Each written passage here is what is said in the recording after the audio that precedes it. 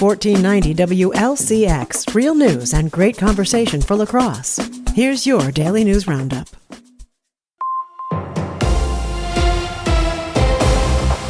For Civic Media News, I'm Isabella Nieto. Today is Veterans Day, a time to honor all who've served. But did you know this national holiday has Wisconsin roots? Terry Barr explains.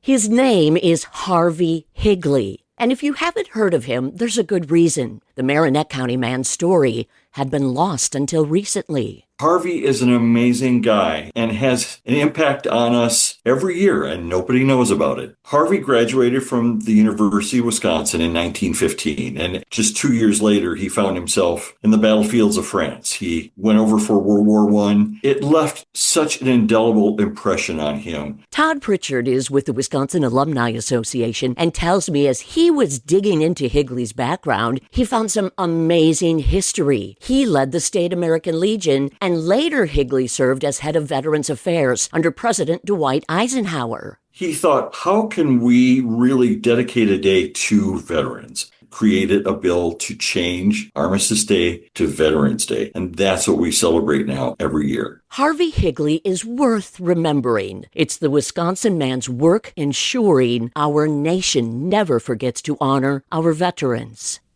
Average gas prices rose 8.1 cents over the last week. Melissa Kay has more. The average across Wisconsin is $2.83. This is 11.3 cents higher than a month ago and almost 2 cents higher than this time last year. The national average also climbed a bit last week with an increase of 4.8 cents to land at $3.03 per gallon. Officials at Gas Buddy say these increases are due to refinery issues in the Great Lakes and West Coast regions. They say gasoline inventory data from the government shows another large drop in supplies, adding to the temporary price increases. I'm Isabella Nieto for Civic Media News.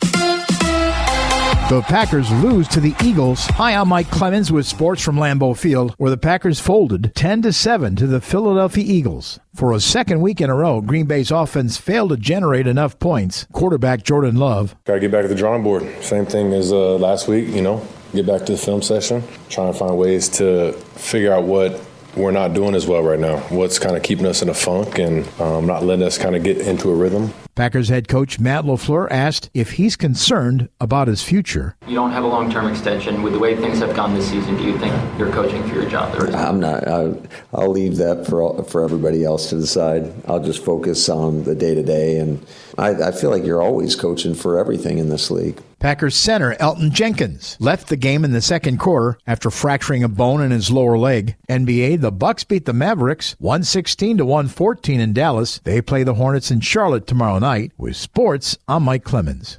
It is going to be mostly sunny today with a high in the mid to upper 40s this afternoon. The wind out of the west at around 10 to 15. Tonight, partly cloudy. Will drop to the low 30s for an overnight low. Tomorrow, mostly sunny with a high in the upper 40s to near 50. I'm meteorologist Sean Cable. That's your La Crosse News Roundup from WLCX. Find more news anytime at lacrosseeagle.com. Subscribe to this podcast on Spotify, Apple, or wherever you find your podcasts.